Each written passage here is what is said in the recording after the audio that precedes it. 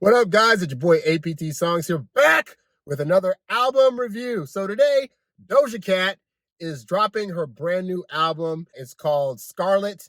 And from what I've heard from the single so far, the ones I reviewed, these songs are going in a bit of a different direction than her previous albums where it was a lot of poppy sound. So from the songs I've heard so far, they're a bit more serious in tone. They're a bit more rap leaning more so than pop leaning. But I'm curious to see what direction she's taking this in. So this is me before the album. I've listened to nothing yet. So I'm going to Sweet Jill's to get myself some dessert, which is a bakery here in Los Angeles that I really, really like.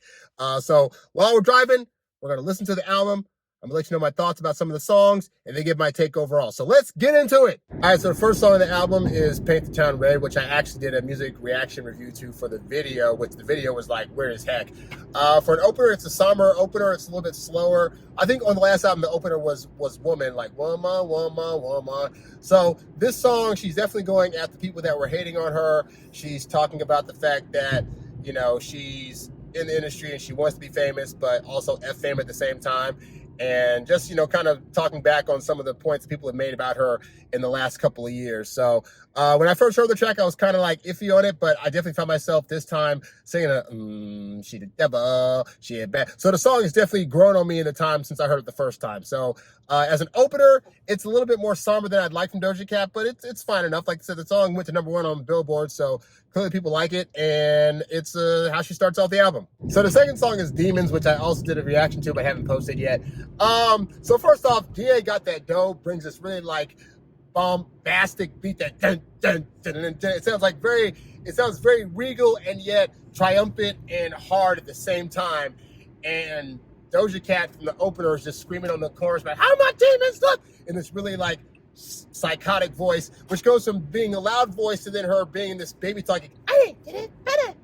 And it's very simplistic, at least for the first verse, it's a very simplistic delivery in terms of the style she's talking about. And she's not really saying much. She just sounds like she's talking in a baby voice to somebody, which is really kind of weird, but at the same time, kind of thrilling. So then the second verse of the song, she's using a whole different style that she used from the first verse, and it's like, I'm a Papa Saint Dash now. You know, I don't think Doja Cat has gotten enough credit for the number of flows and different stylistic styles that she brings to the various verses. Like, I know she's known for singing on her songs, but she does not get enough credit for being able to add different stylings to the rap game. And so this verse is one of those that proves it, where she's talking about how, like, you know, she's a cash cow now and that people are mad at her because she's catching up ahead and they can't stand the fact that she's getting to that level. But yeah, the delivery on this song is absolutely solid. So the next song is, I'm not making this up, it's called Wet Vagina. So the chorus is like, I bring the drip with wet vagina. I gotta say, this is the first time that on a track listing I've seen the word vagina actually like spelled out. Maybe somebody can educate me on other artists that have used that. But yeah, this is another one of those beats. Some of her beats are starting to sound, this album's giving the idea almost like it's like a horror flick so far. Like not the first song, but like Demons and then this song have very like kind of eerie sounding songs and beats that I would expect to hear honestly in like a horror house. Like if I went to a Halloween venue and they were playing these songs, I'd be like, you know, this aesthetic fits absolutely perfectly. So this is just another song where Doja's talking shit on the track. And you know what? I'm all here for it. Because, you know, I'm a fan of Doja's, and I think a lot of the hate she's been getting as of late has been unwarranted. So this is just her saying like, yeah, like me and my man are doing some stuff together, yada, yada, yada, and you're jealous as usual. Like, it's a standard rap trope. But again, I like the way that she's saying these songs, and I like the beats that she's chosen so far, even if they're leaning more towards the horror lane. So yeah, this is another one of those. This is a solid banger. Also, these songs are relatively short, like 2 verses, and we're out. Not a lot of fade out. A lot of times just cut the song off the end, but like this is another, for me, a solid track from the album. Yo, so the next track is called F the Girls, and I read the track like, what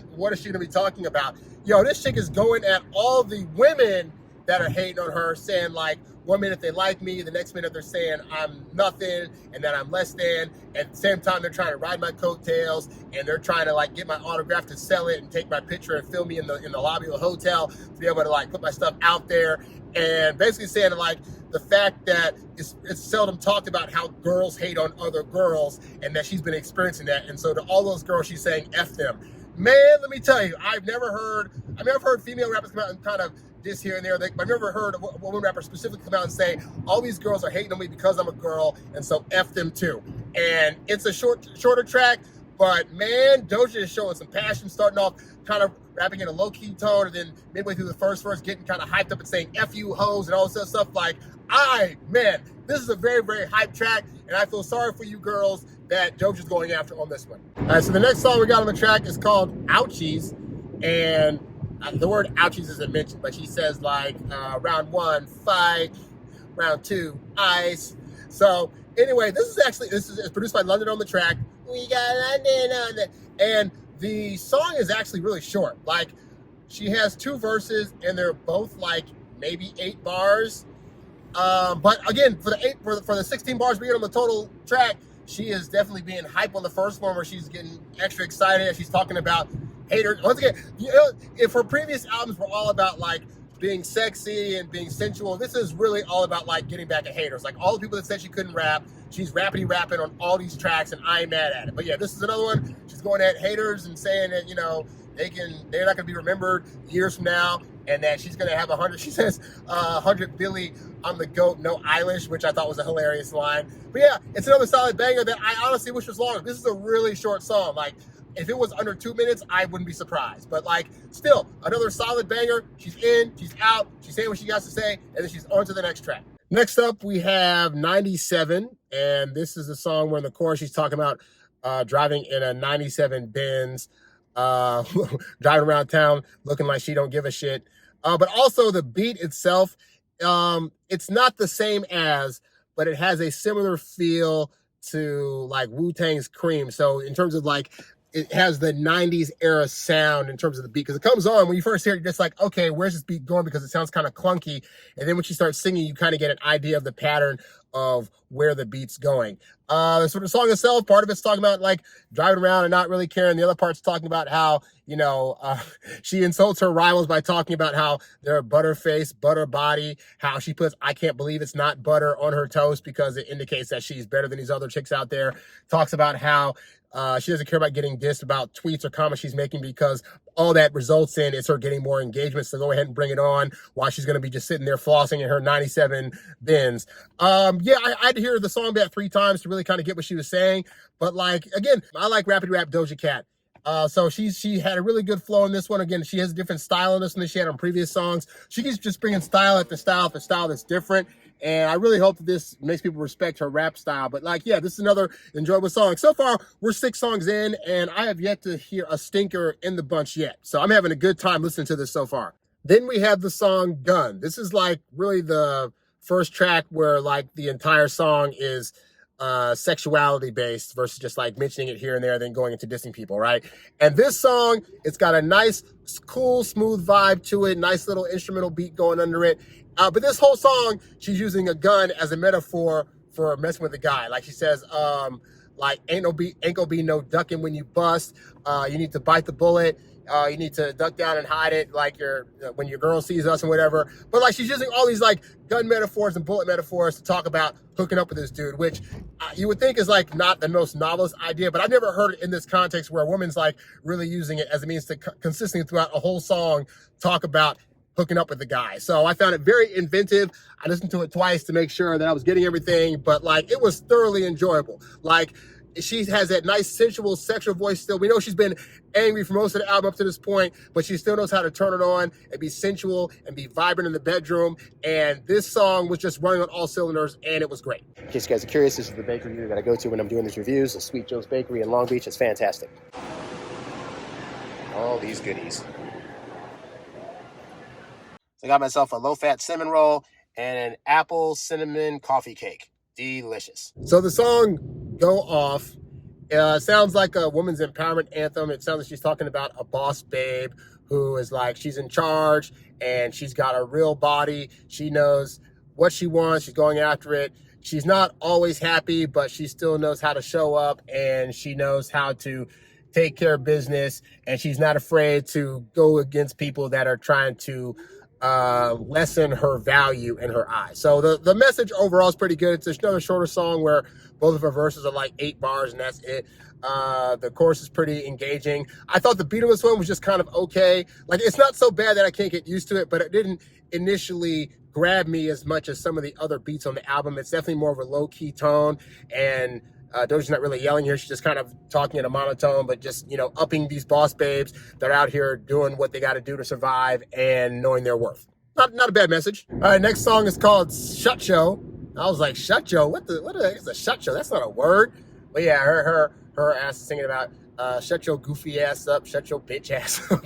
I was like, this is hilarious. And yeah, she's talking about people that are hating on her all days of the week, including on Sunday, the Lord's Day. Like, why hating on me on a Sunday? And basically talking about how overall, like, yeah, like these people that are hating for no reason, just because she's putting herself out there the way she wants to and she doesn't understand it. She's got a lot of good attitude.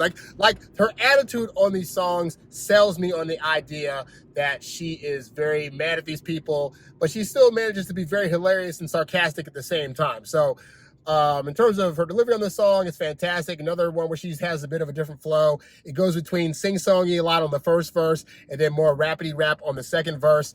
And then the beat on this one is, again, more of those mellow ones where it's like the beat didn't initially grab me. The lyrics more than saved this song for me, because otherwise I'd have just been like, okay, whatever. But like, yeah, her delivery style in this and what she was talking about kept me intrigued and wanting to listen to it. That's why I had to listen to it twice to really get what she was talking about. And yeah, another enjoyable track. I wish the beat selection would have been a little bit better, but it's one of those that'll probably grow on me. Next song of the album is called Agora Hills, and I guess this must be where her mansion is or where she lives. But the song itself is a very sensual, sexy, almost a throwback to Doja Cat days when she was just rapping about wanting to be with a guy. And in this one, that's what she's doing. She's rapping / sounding sensual as she's talking about a guy that she wants to come up to her mansion and wants to be able to show him off, and wants, obviously wants him to be security for her and protect her, but also love on her and care for her, and she wants to be able to do stuff. But it's not like one of those songs where it's like, it's a sexy song, but she's not overtly really saying a whole lot of dirty stuff too much. Like, she's mostly just talking about how she wants to do to care for her and have a good time with her in a mansion. I actually like the song. Like, I think it's a really good laid back R&B throwback feel to like the earlier days of R&B, where it's just about trying to be with your dude and trying to like show him how much you care and how much you want him. And it's a very distinguishable track. It's definitely a different feeling from some of the other ones on this album, and I liked it. That said, she did have a line in there talking about how she doesn't like the fact that people are wanting her to F all these other incels, you know, guys that are on the internet complaining about women and how they should date them and yada, yada, yada. So I did catch that, and it made me think about a lot of things in terms of like, nobody ever thinks about the fact that there are also female incels, right?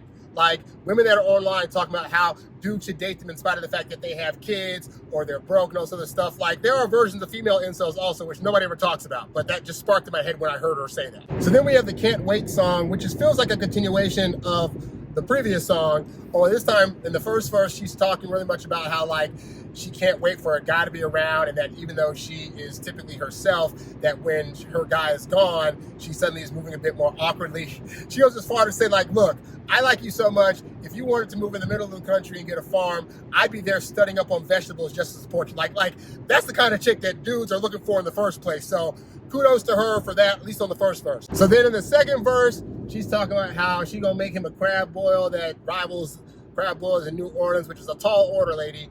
And then talks to him about like not messing with all these other crackheads because they got a true thing going. And then she says, hey, if you decided you wanted to dip and be out for a little while, I'd be here waiting for you, hoping that we could work it out and whatever. Like, solid bang. This song is basically her giving guys the fantasy of like, look, I'm gonna be that down chick for you. I'm gonna do things for you. I ain't afraid to make you a plate. I ain't afraid to make you your favorite food. I ain't afraid to be there for you for wherever you want, because I just want to be around you. Which, again, is a guy's fantasy. So this is like, for me, I'm hearing this stuff like, this is great. This is the kind of woman that all men are trying to strive for in the first place. And the beat, it's a sample that I've heard before. It's very reminiscent of like the same beat that's used in one of Mary J. Blige's old songs. I can't think of the song at this point in time, but it's a little bit more changed in tempo. And yeah, it's a cool, smooth R&B groove to it. And what she's talking about on this track, I'm telling you guys, y'all gonna love listening to what she's talking about. Trust, you'll be like, I need to get a girl like that. So then we have the song Often, which to me had a very neo-soul, almost like Erykah Badu type of vibe. With this one, she's just singing, and like I said, she's singing in a register that's similar to Erykah Badu's in the sense of like that, all that stuff. Look, it's a love song. She's talking about some dude. Honestly, this one didn't really grab me a whole lot. Like, it's a short song, which is great, but like, just I wasn't really feeling the style of the song. Maybe it's because up to this point, most of the songs have been rapping, and then even the songs where she's been singing at times, she's also been rapping on it. So I can't say it's like the worst song, but of the albums, of the songs that I've heard on the album so far, for me, it's the most skippable. Like, if this song was not on this album at all, I'd be totally fine. So, not taking away from the song, just wasn't my personal favorite. Next is the song Love Life. And so these last few songs have been like definitely in the slower vein of beats. And it's not that that's a problem. It's just that she set up expectations early on for most of these songs to be more fast-paced and up-tempo. I wish you would have sprinkled some of these lower tempo grooves in between those songs so we'd know, like, okay, there's going to be some of these songs like this on the album. Because now I'm just like, oh God, another slow song, which is sad because like the beat's really mellow and low key, and it's not like the worst thing in the world. It's just I'm not expecting that vibe to be there. And again, it sucks because the lyrics themselves I actually like. Like she's talking about how the various parts about her life that she loves, from her dude to her fans on stage to, you know, being able to be out there in the public and stuff like that. Talking about how we're not all perfect people and that even being able to change helps her to love life. And again, it's all great and she's delivering it great. And I just wish that it was under a different beat because I had different expectations going in. This doesn't mean it's a bad song. It just means that it's not, it's one of those that I'd have to hear the song a whole bunch of times before I decided not to skip it.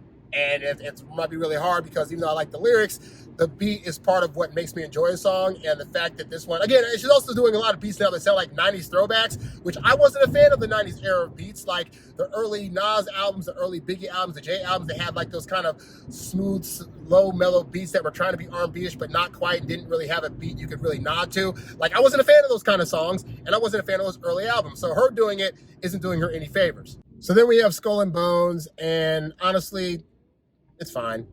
Like, it feels like a filler track. She's on there. She's at least back on her dissing people stuff again. But this is another one of those, like, lower tempo beats. It's kind of almost sounds like a dream of some kind. And then even her singing tone on the chorus, it's like very,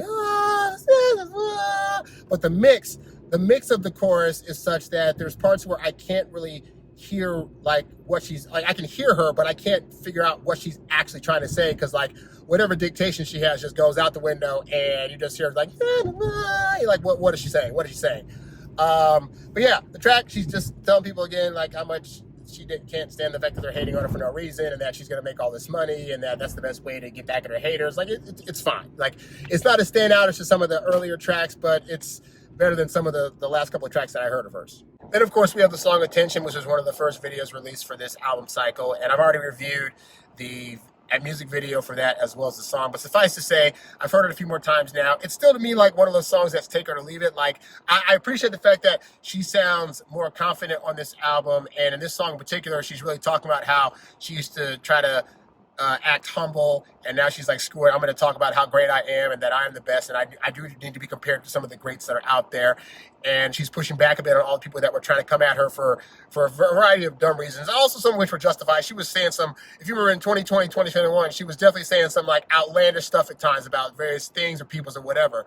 But so I appreciate though the confident delivery and her being staunch, I'll say, in like what she believes in and being able to like say, I'm not going to take this crap anymore.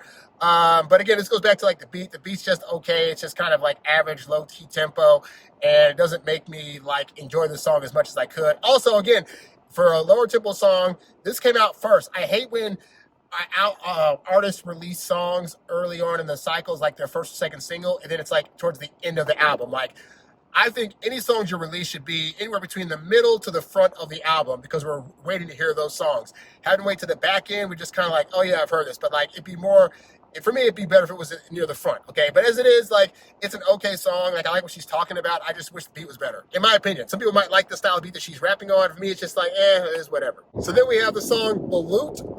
Look, it's spelled B-A-L-U-T. So I don't know how she wants it to be pronounced. But the point is that this is another low-tempo song, people. You already know how I feel about that. All these low-tempo songs back-to-back is just like, whatever. Again, it's sad because, like, outside of the beat itself, Doja has really proven herself as a rapper. Like, the stuff she's rapping about, the metaphors, the funny punchline she's been using. This song is no different. Like she says, doing this stuff's like taking candy from a baby, and that I'm trying to be like the greats. And even though I'm trying to be like them, you can't compare stats, because she's got the stats to back up that she's pretty decent at this, you know? So, yeah, like I thoroughly enjoy the lyrics. I like that she has a lyrical style that is actually really good and should be respected. Just it's very low tempo. It's not the most annoying low tempo beat I've heard on this album, but again, it's just like all these ones back to back. It's, you know, I'd say so far the low tempo songs have not been the highlights of this album, even if her lyrics are still standing out. So then we got the final track, and I'll say this: if you get the regular version, it's only, I think, like 15 tracks. If you get the deluxe version, it's 2 additional tracks. And the last track on the deluxe version is the WYM freestyle. I don't know what that stands for. I'm old. I don't know what that, if WYM is a song or a different beat or whatever. But the point is that, given that the last few songs have been like low-key, low-tempo beat songs, like how she decided to end the album is, I didn't expect it. It is a solid banger. It's her for 2 minutes talking shit, and the track is very lively and regal, and just she's putting out there that like she don't care what people doing. They sit at home while she's on the charts making it, and yeah, she got her body done, but she's doing way better than these other hoes out here. Like, I don't know where this came from, but I'm happy that the album ended on a solid banger, because I was just like, oh shit, she's doing it. Oh, so I enjoyed that. So I've heard the whole album now. I will say this, is that I'd say a good 2/3 to maybe like 70% of the album I consider it to be like solid. Like, especially like the first like 10, 11, 12 songs were absolutely stellar. No skip throughs. Enjoyed all those songs. Towards the end is when we started getting to some of the more lower tempo grooves, where we had some sing-songy songs that are just kind of like eh, and where she had some songs where the lyrics were great, but the beat was just kind of a downer. And I say that because, you know, this is why sequencing of albums is important, because if the first like 8 or 9 songs you put out on an album are like back-to-back, like bangers, up-tempo beats, whatever, then that becomes the expectation of the album. Whereas if you say, okay, the first 2 songs are going to be like up-tempo ones, and then the third one's going to be kind of a low tempo, then maybe back to a mid-tempo, then back to an up-tempo, and you mix it up, then the listener goes in with, okay, the expectation is this is going to be an all-around album. My expectations based on the first like 7 or 8 songs was she's going full-on rap, she's doing full-on like solid like up-tempo banger beats. So when it didn't do that, I was disappointed. Now, this doesn't mean those are bad songs. It's just, this shows the importance of setting up expectations for your listener and then coming through with those versus having them be disappointed later. But I'll say this, I will say that in terms of her rapping, solid. If her goal in this album was to silence the haters and say, hey, you guys are saying that I can't really rap well and I only do pop stuff and I can in fact rap, then she succeeds on all levels. This was totally enjoyable. Even on the songs where I thought the beats could be better, it did not take away from her rap style. The fact that she's able to distinguish and change up different styles of flows and deliveries and have solid, like she put out there solid lyrics and sarcasm and funniness. Like, I thoroughly enjoyed listening to her specifically throughout the album, even if towards the end, the beat choices weren't always my personal favorites. I would say this is definitely another solid entry into her catalog. You will not be disappointed listening to it. Just know going in, the first like 9 to 10 songs are going to be solid up-tempo beats, and then you're going to kind of start getting into the slower grooves. And honestly, a lot of it sounded like old school 90s stuff, which again, I was not a fan of. But if you're a fan of it, then you'll definitely like those parts of the album as well. But let me know your guys' thoughts. Did you like the album? Did you not like the album? Let me know your thoughts down in the comments below. Also, let me know if there's any other albums or songs or music videos you want to see me react to. If I haven't seen it or heard it, then I'll take a listen. Be sure to subscribe to this channel and like this video. Doja Cat, thank you. This is an enjoyable listen overall, and I will catch you guys in the next review. I'm out. Peace.